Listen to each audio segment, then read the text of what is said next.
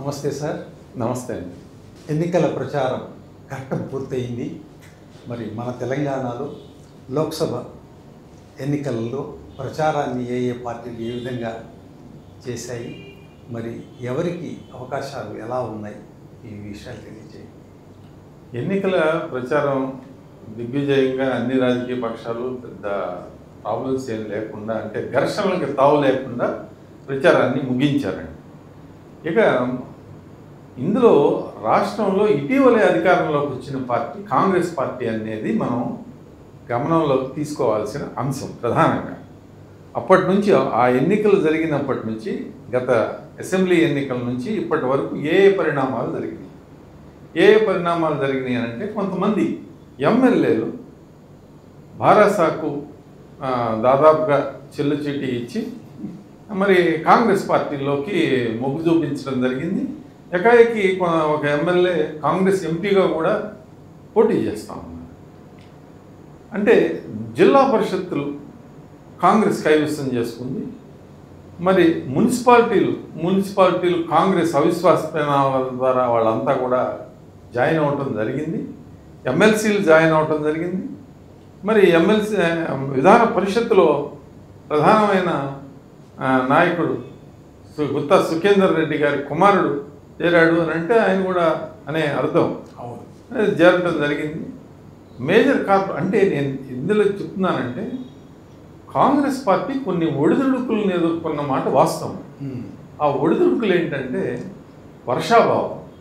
తెలంగాణ రాష్ట్రంలో తీవ్రంగా వర్షాభావ పరిస్థితి, కరెంటు మీద ఒత్తిడి పెరిగింది.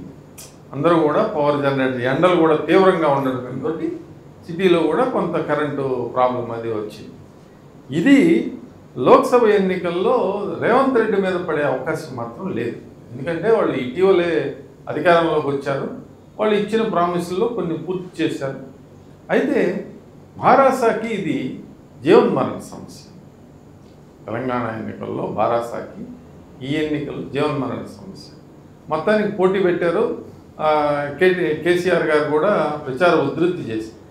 ఇక్కడ ఈ గ్యాప్లో భారాసా మీద అవినీతి ఆరోపణలు, గత ప్రభుత్వంలో వాళ్ళు చేసిన అవినీతి ఆరోపణలు, మేడిగడ్డ రిజర్వాయర్ విషయంలో కానివ్వండి, గొర్రెల స్కామ్లో కానివ్వండి, మరి ఫార్ములా 1 రేసింగ్లో కానివ్వండి, విద్యుత్ ఒప్పందాల విషయంలో కానివ్వండి, వాళ్ళ మీద వచ్చింది అనేకమైన ఆరోపణలు వచ్చి, ఇది కాకుండా పులిమేర పుట్టలాగా టెలిఫోన్ ట్యాపింగ్ అనేది కుదిరిపేసింది భారత. ఇది ప్రధానంగా. ఇక భాజపా విషయం వస్తే 6-7 నాయకులు, హెమాహెమీలైన నాయకులు భాజపా నుంచి లోక్సభకి పోటీ చేస్తున్నారు. వాళ్ళు కూడా దాదాపు బలమైన అభ్యర్థులనే రంగంలోకి దించారు ఈసారి. ఎందుకనంటే వాళ్ళు 400 టార్గెట్ లోక్సభకి నరేంద్ర మోడీ గారు పెట్టుకున్నారు కాబట్టి భాజపా ఆ విధమైన దూకుడుతోటి ముందుకు వెళ్తాం. ఇక్కడ భాజపాలో ఉన్న ఒక లోపం ఏంటంటే, క్యాంపెయిన్ని అన్ని ప్రాంతాల్లోకి లీడ్ చేసే నాయకుడు లేకుండా పోయారు. ఇప్పుడు డికే అరుణ్ గారు ఉంటే ఆమె కాన్స్టిట్యున్సీయే చూసుకుంటారు. బండి సంజయ్ గారు ఉంటే ఆయన కాన్స్టిట్యున్సీ దాటి రాష్ట్రం మొత్తం తిరగగలిగిన నాయకుడు బండి సంజయ్ గారు. అంటే మీరు అనేది లోకల్గా ఒక నాయకుడు లేడని. లోకల్గా తెలంగాణలో తిరిగే నాయకుడు లేడు, ఒకరు లేదు. ఇప్పుడు భారాసాకి 3 నాయకులు ఉన్నారు. కాంగ్రెస్ పార్టీకి రేవంత్ రెడ్డి మొత్తం అంతా అన్ని తిరిగి వస్తూ ఉన్నాడు. అలా ఒక నాయకుడు పోటీలో లేకుండా, ఒక నాయకుడు స్టార్ క్యాంపైనర్గా లేకపోవడం, ఎవరికి వాళ్ళు వాళ్ళ నియోజకవర్గాల్లోనే పని చేసుకోవటం ఎక్కువ అవటం వలన భాజపా కేంద్ర నాయకులు అవసరం పడి వాళ్ళే రావాల్సి వచ్చింది. అది ఒక లోపంగా ఉంది. రెండవది ఏంటంటే, గ్రామీణ ప్రాంతాల్లో కాంగ్రెస్ బలం పెంచుకుంది.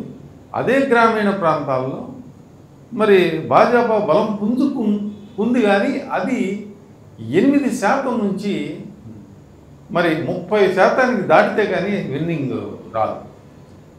కొంతవరకు ఇంప్రూవ్ అయిన మాట నిజమే. మొత్తం ఓటు శాతం వాళ్ళకి 14.5 వచ్చింది.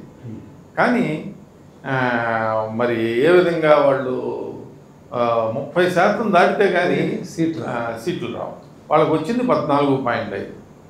14.5% తోటి ఏ విధమైన వాళ్ళు భాజపా తెలంగాణలో బాగా గెలుస్తుంది డంకా బజాయించి అనుకున్న స్థానాలు కొన్ని ఉన్నాయి. వాటి పేరు అంటే గెలుస్తుంది అని అంటే ఇప్పుడు విన్నింగ్ ఛాన్సెస్ ఎక్కువగా ఉన్నాయి. మొగ్గు కరీంనగర్, నిజామాబాద్ ఈ స్థానాల్లో భాజపా చాలా బలంగా ఉంది. సికింద్రాబాద్, మరి చేవెళ్ళ, మల్కాజ్గిరి, ఈటల రాజేందర్ గారు ఈ 5 స్థానాల్లో భాజపా చాలా బలంగా.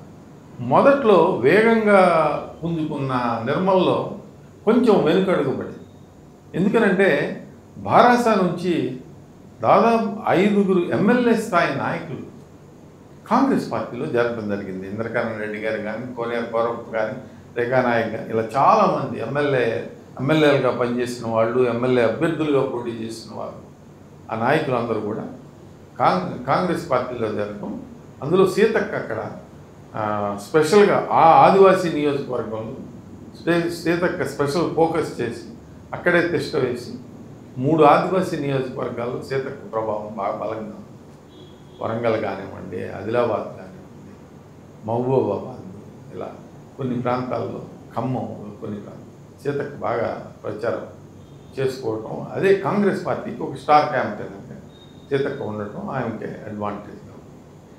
ఇక భారాస మెదక్ స్థానం మినహాయించి కరీంనగర్లో కొంతవరకు, కరీంనగర్లో అక్కడ బండి సంజయ్ గారు ఆయన బాగా లీడ్లో ఉన్నా కానీ వినోద్ గారు కూడా కొంత పోటీ ఇస్తున్నారు. అది మినహాయించి ఇక్కడ ఎక్కడా కూడా ప్రభావం చూపించి పరిస్థితిలో మెదక్ మినహా ఏ నియోజకవర్గంలోనూ వాళ్ళు ప్రభావం చూపించలేకపోతున్నారు. ఇది మిగిలిన స్థానాలన్నింటిలోనూ కాంగ్రెస్ పార్టీ బలంగా ఉందని.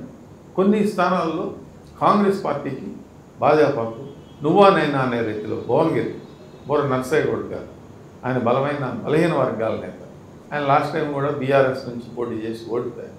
అలా కొన్ని నియోజకవర్గాల్లో అది కొన్ని బలంగా ఉంది, కొంచెం వీక్గా ఉంది. ఇది తెలంగాణలో ఉన్న రాజకీయ ముఖ చిత్రం. మరిన్ని అప్డేట్స్ కోసం మా కాయ్ టీవీని సబ్స్క్రైబ్ చేసుకోండి. మా వీడియో కనుక మీకు నచ్చినట్లయితే లైక్ చేయండి, షేర్ చేయండి. మీ విలువైన అభిప్రాయాలను కామెంట్ బాక్స్లో తెలియజేయండి.